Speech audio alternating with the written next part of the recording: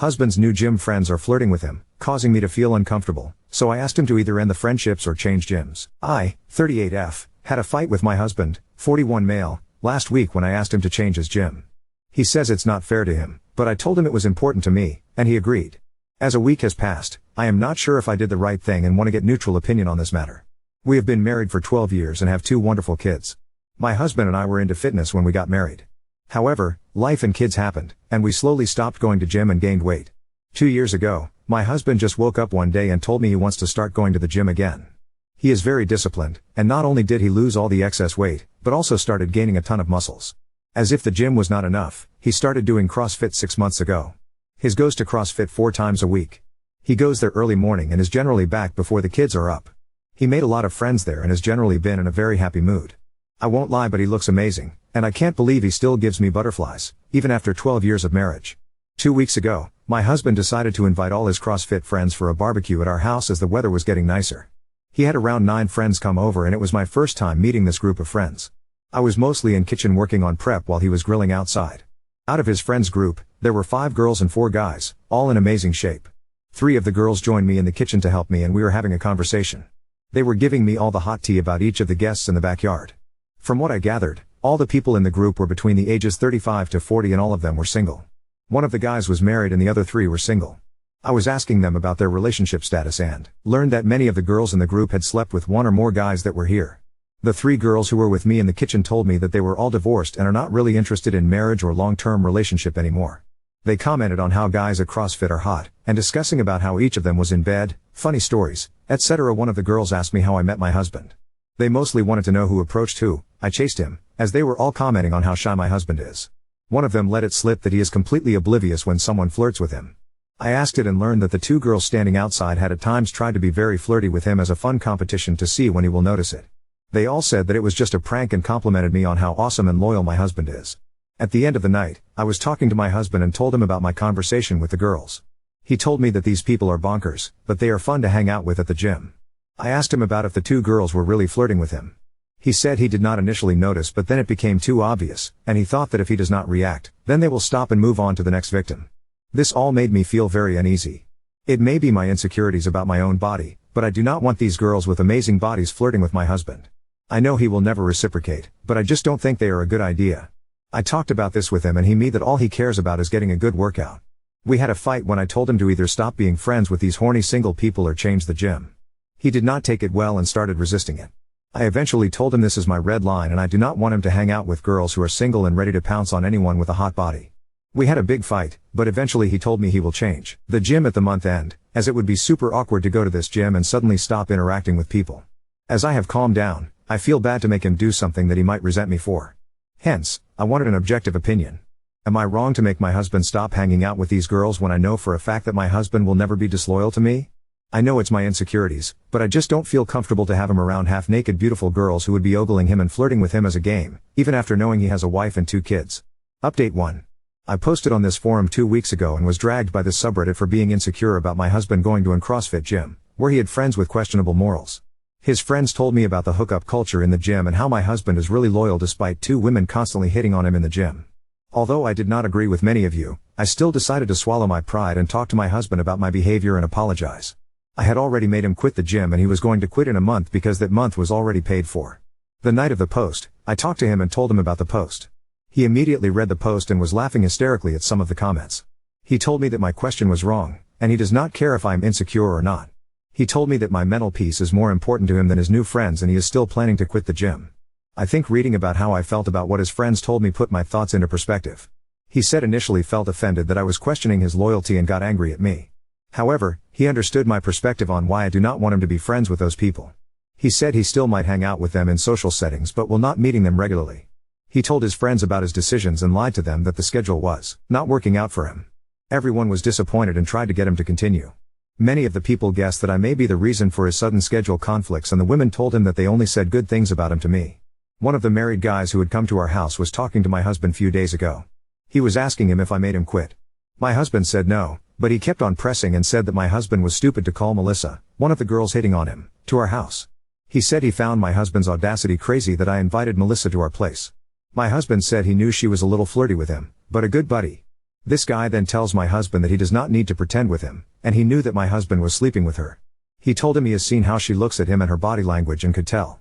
My husband called him crazy and seems like Melissa told some of the people in the gym that something was going on between them and he is off limits for others. My husband denied that and asked this guy if he knew that so many people in the group were hooking up. He said that is how CrossFit gyms work, and he also had slept with a few women in the group. He said he was trying to get with Melissa and that is when she told him that she is currently with my husband. What a jerk. My husband was laughing when telling the story and told me that he has heard that Melissa has spread rumors about him and he is glad to quit the gym. He said he told me about that guy's conversation because he does not want me to hear anything negative about him from someone at the gym who may have heard such rumors too. I don't know why but my insecurity intuition alarms just started to flash, and I messaged 2 of the girls on Instagram confidentially and asked them if she had heard such rumors. They both told me that Melissa was my husband's best friend in the gym, and they would always hang out after the gym together and get breakfast, coffee, etc. The gym time was early morning, and they had heard the rumors, but they were completely false. They again told me how nice my husband was and that they are going to miss him.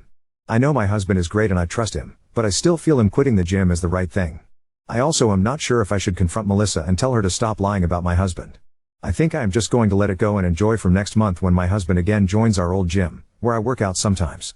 On a side note, I was seriously considering messaging that guy's wife about what he told my husband, but decided against it because if she asks how I know, I do not have any proof except his conversation with my husband. Update 2. I had posted a month ago regarding me requesting my husband to change his gym after I learned that few of the women in his gym were flirting with him and the overall hookup culture in his friends group. I did not like the vibe and I did not feel the group was fit for a married man to be around. I also posted an update that my husband agreed to quit that CrossFit gym. He learned from one of his friends that his friend Melissa was spreading rumors about them being together. I talked to 2 of the girls in his gym and they both told me that although Melissa was my husband's best friend in the gym, they confirmed that the rumors were completely false. I was satisfied and decided to end the chapter. However, after posting the happy update, /blonde Boba Fett suggested I should try to check the messages between my husband and Melissa to get peace of mind. I checked my husband's phone and did not find any messages between them. That seemed really strange since his friends had told me that they went out for coffee and breakfast often after the gym. My husband got really defensive and told me he never talked to Melissa on messages. He was angry at me because I wanted to go through all his messages. I told him that I do not care if he messaged Melissa, but the thought just passed my mind. He refused to confirm that he ever messaged Melissa and told me he only talked to her during gym hours. I let it go that night. However, the next day, I told him that I did not like how he reacted last night. I told him I am fine with him having female friends and him hanging out with them. But I am not fine him keeping any secrets from me. I asked him if they ever hung out together outside the gym, and he denied that. He was getting angrier and angrier as I asked more questions. I asked him about the breakfasts before coming home and Melissa might also be there. I told him I am not accusing him of anything, but just be truthful to me. He said that yes, he went to that place often to get a coffee after the gym.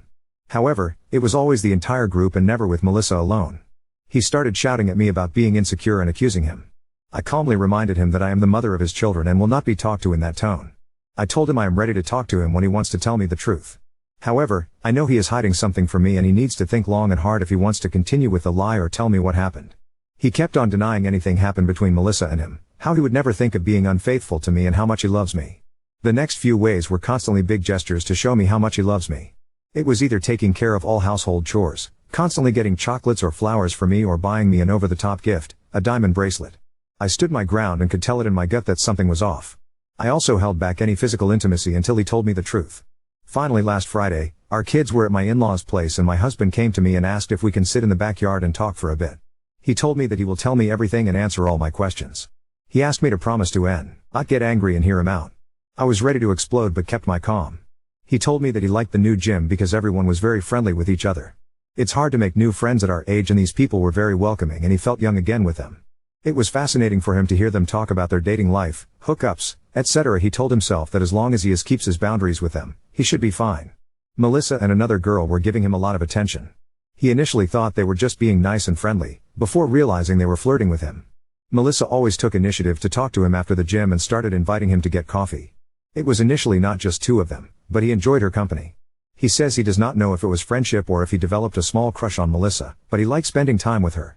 He said he cannot define what he felt, but it was just fondness towards her. He says that everything was strictly platonic, and he told himself that as long as he kept his distance, he is not doing anything wrong. They did message back and forth on Snap, that Melissa taught him how to use, but there was nothing flirty. It was more about how life was going on, Melissa complaining about stuff, etc. He feels guilty that he should have told me, but he felt that he was just being friendly. One day, after the gym, He was waiting for Melissa to come out of the gym so that they can get some coffee. He messaged Melissa to hurry, and he sent him a nude selfie from the locker room. He was shocked, and as soon as Melissa came out, he told her that it was inappropriate and never do it again. He deleted Snap and stopped hanging out with her alone. He realized he had crossed the line, and I would be really mad if he told me about it. Melissa apologized to him and told him that she misread his signals and will never do it again. She messaged him all this on Messages, and he blocked her on that too, as he was scared for me finding out about it. He said he did not have any Snap messages as they disappear automatically after some time. He was begging me not to get angry and that he did not know he crossed the line until that moment. He showed me the phone bill online, where I could see a lot of messages from Melissa followed by him blocking her on that date. He kept on apologizing to me and telling me that he did not mean to do anything wrong and may have stepped into it. He told me that I can punish him, but please not take any drastic steps and think about our kids. I told him how upset I was at him and asked him if he liked Melissa. He said that he was intrigued by her and liked the attention but did not think about her in any romantic way. He again said that he did not know what happened to him and why he was so stupid, but as soon as he realized things became inappropriate, he immediately pulled back. I thought about it for a while, and we talked about it. Eventually, I decided that what he did was not so bad.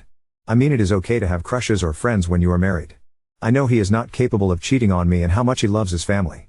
I could either trust him or not, and in this case, I trust him that he is telling the truth. He also is oblivious when women flirt with him and bad at reading their intentions.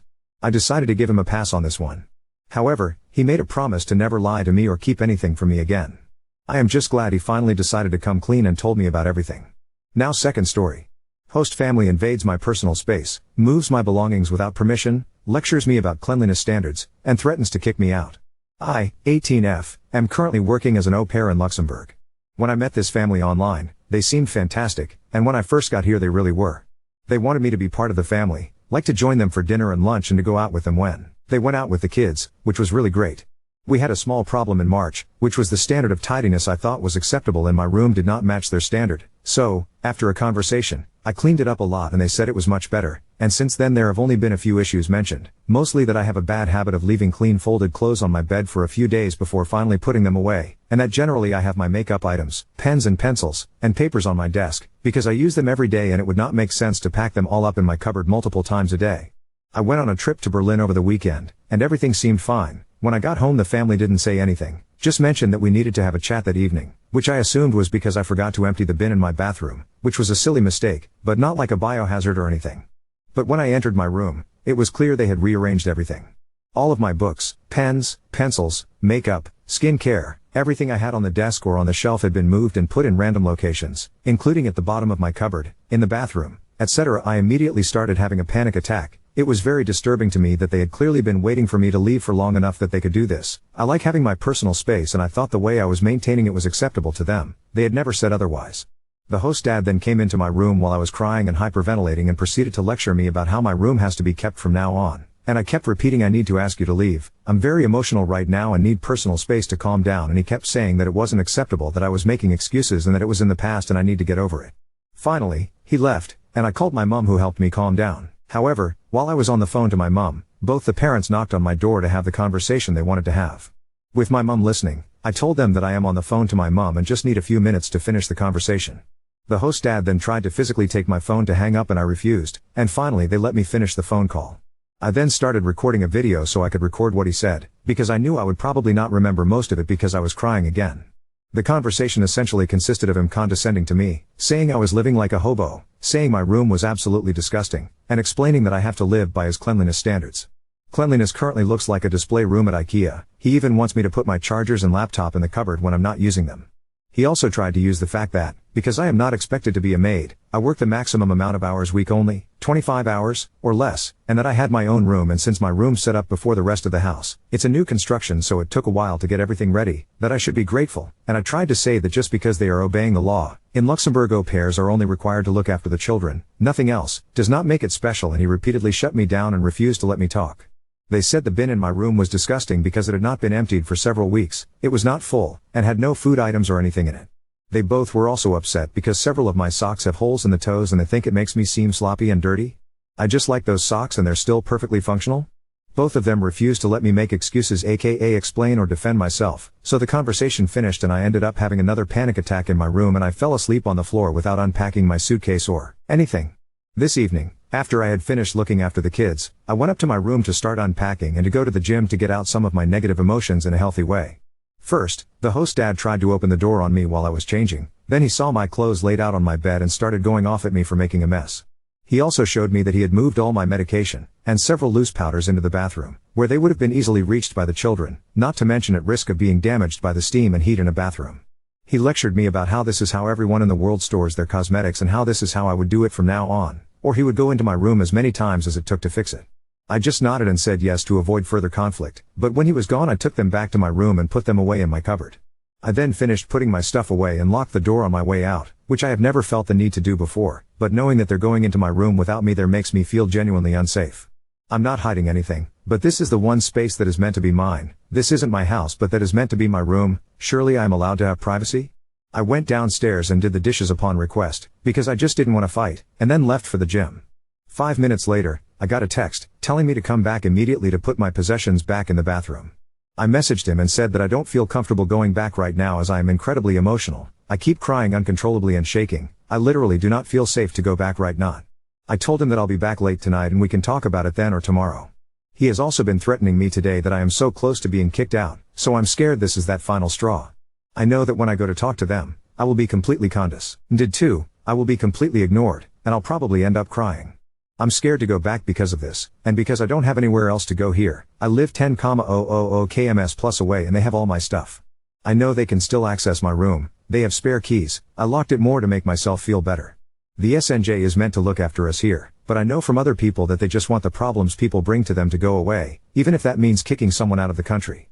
I'm currently searching for a new family but I don't know if I can possibly find one in time. Update 1.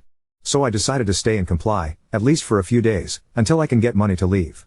Last night I was given a list of things to do, some things reasonable, like keeping my room tidy, some things unreasonable, like mandatory daily showers. Showering daily fucks up my skin and hair really badly so I shower every 2 to 3 days but I keep myself clean and they have never ever had a complaint about my hygiene. This has never in my life been a problem.